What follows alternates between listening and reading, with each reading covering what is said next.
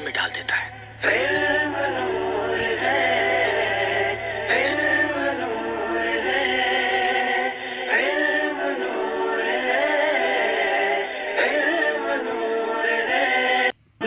الحمدللہ رب العالمین والصلاة والسلام علی من کان نبیا وآدم بین الماء والتین اما بعد فاعوذ باللہ من الشیطان الرجیم بسم اللہ الرحمن الرحیم۔ اس سے پہلے والے سبق میں ہم نے پڑھا تھا کہ اصول فقہ جسے اصول اربعہ دلائل شرعیہ اور دلائل اربعہ بھی کہا جاتا ہے وہ چار ہیں: قرآن، سنت، اجماع، قیاس۔ پھر ہم نے پڑھا تھا کہ دلائل سمعیہ یعنی جن کا تعلق سماع سے ہے، جن میں قیاس کا دخل نہیں، وہ دو ہیں: کتاب اللہ، سنت۔ اس کے بعد دلائل سمعیہ کی اقسام اور احکام بیان کیا گیا تھا۔ دلائل سمعیہ کی چار قسمیں ہیں۔ نمبر 1، قطعی الثبوت، قطعی الدلالت۔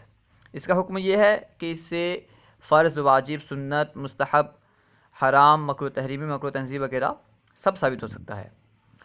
نمبر 2 میں ہے قطعی الثبوت، ظنی الدلالت۔ اس کا حکم یہ ہے کہ اس سے واجب، مستحب، سنت، مکروہ تحریمی، مکروہ تنزیہی وغیرہ ثابت ہو سکتا ہے، فرض اور حرام ثابت نہیں ہو سکتا۔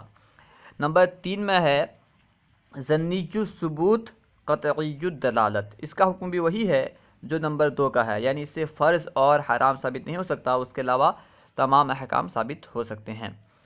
اور چوتھی قسم تھی ظنی الثبوت، ظنی الدلالت۔ اس سے بس سنت اور مستحب اور خلاف اولا وغیرہ ثابت ہو سکتا ہے، اس کے علاوہ ثابت نہیں ہو سکتے۔ اس کی تفصیل اس سے پہلے پڑھ چکے ہیں، اس سے پہلے والے سبق کو آپ سن لیں۔ آج ہم انشاءاللہ عز و جل پہلی اصل، پہلی دلیل جو کہ کتاب اللہ ہے، اس کے تعلق سے پڑھیں گے۔ سبق نمبر 3 میں کتاب اللہ سے متعلقہ ابحاث بیان کریں گے۔ آج ہم انشاءاللہ عز و جل سبق نمبر 3 شروع کریں گے۔ تو آئیے شروع کرتے ہیں۔ سبق نمبر 3، الاصل الاول کتاب اللہ۔ پہلی اصل کتاب اللہ۔ کتاب اللہ سے متعلقہ ضروری ابحاث۔ سبق نمبر 3 میں کتاب اللہ سے متعلقہ جو بھی ضروری ابحاث ہیں انہیں بیان کیا جائے گا۔ کیونکہ اس کا تعلق کتاب اللہ سے ہے، یہ سبق جو ہے کتاب اللہ کے متعلق ہے، اس میں کتاب اللہ کے تعلق سے بحث ہوگی، تو اس میں کون کون سی بحث کی جائے گی اسے بیان کر رہے ہیں۔ بحث نمبر 1، قرآن کی تعریف۔ پہلی بحث قرآن کی تعریف کے متعلق ہوگی۔ بحث نمبر 2، نظم قرآنی کی تقسیم اور ان کی تفصیل۔ قرآن کے جو الفاظ ہیں، قرآنی جو نظم ہیں، اس کی تقسیم اور اس کی تفصیل۔ پہلے تقسیم کریں گے، پھر اس کی تفصیل بیان کریں گے۔ بحث نمبر 3، استدلال کی اقسام۔ بحث نمبر 4، 20 اقسام کی اجمالی معرفت۔ بحث نمبر 5، تباین کا بیان۔ بحث نمبر 6، خاص کا بیان۔ بحث نمبر 7، عام کا بیان۔ بحث نمبر 8، مشترک کا بیان۔ بحث نمبر 9، مؤول کا بیان۔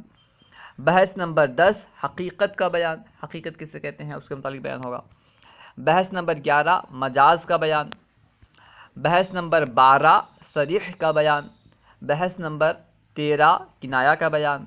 بحث نمبر 14، ظاہر کا بیان۔ بحث نمبر 15، نص کا بیان۔ بحث نمبر 16، مفسر کا بیان۔ بحث نمبر 17، محکم کا بیان۔ اور بحث نمبر 18، ظہور کے اعتبار سے چاروں اقسام کے مابین فوقیت کا بیان۔ ظہور کے اعتبار سے کون زیادہ اوپر ہے، کون نیچے ہے، اس کا بیان۔ بحث نمبر 19، خفی کا بیان۔ بحث نمبر 20، مشکل کا بیان۔ بحث نمبر 21، مجمل کا بیان۔ بحث نمبر 22، متشابہ کا بیان۔ یعنی سبق نمبر 3 میں 22 ابحاث ہوں گے، اور کیا کیا ابحاث ہوں گے، کون سی بحث کس تعلق سے ہوگا اسے بیان کر دیا۔ آج ہم انشاءاللہ عز و جل اس ویڈیو میں پہلی بحث جو کہ قرآن پاک کی تعریف کے بارے میں ہے، قرآن پاک کی تعریف کیا ہے اس کے متعلق ہے، انشاءاللہ عز و جل اسے پڑھیں گے۔ تو آئیے پڑھتے ہیں۔ بحث نمبر 1، قرآن کی تعریف۔ قرآن کسے کہتے ہیں؟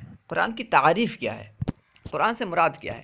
دیکھیں، القرآن فالکتاب المنزل علی رسول اللہ المکتوب فی المصاحف المنقول علی النبی علیہ السلام نقلا متواترا بلا شبہۃ، یعنی قرآن پس وہ ایک کتاب ہے جو اللہ عز و جل کے رسول صلی اللہ علیہ وسلم پر نازل کی گئی، مصاحف میں لکھی گئی اور نبی کریم صلی اللہ علیہ وسلم سے نقل متواتر کے ساتھ بغیر کسی شبہے کے نقل کی گئی۔ یہ قرآن کی تعریف ہے، یعنی جو قرآن کسے کہتے ہیں؟ ایک کتاب ہے قرآن جو اللہ تبارک و تعالیٰ کی جانب سے اللہ کے رسول پر نازل کی گئی ہے اور مصاحفوں میں لکھی گئی ہے، صحیفوں میں لکھی گئی ہے، اور اس کو جو نقل کیا گیا ہے نبی پاک صلی اللہ تعالیٰ علیہ وسلم سے نقل متواتر کے ساتھ نقل کیا گیا ہے، ٹھیک ہے، اور اس میں کسی طرح کا شبہ نہیں۔ اب اس کی وضاحت کر رہے ہیں کہ مصاحف سے مراد کیا ہے۔ اس کی تعریف میں لفظ مصاحف آیا، کہا گیا نا کہ المکتوب فی المصاحف، جو مصاحف میں لکھا گیا ہے۔ مصاحف سے مراد کیا ہے؟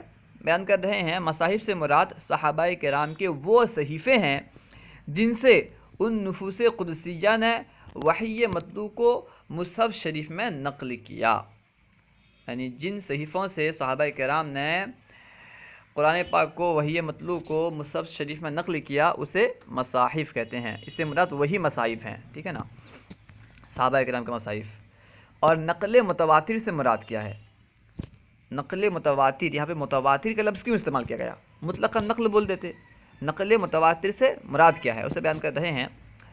نقل متواتر سے مراد کسی خبر کا ہر زمانے میں اتنے کثیر لوگوں کا روایت کرنا کہ جن کا جھوٹ پر جمع ہونا عقلاً محال ہو، یعنی کسی خبر کو، کسی روایت کو ہر زمانے میں اتنے لوگ روایت کریں جن کا جھوٹ پر جمع ہونا، جھوٹ پر اکٹھا ہونا عقلاً محال ہو، اسے کہتے ہیں نقل متواتر۔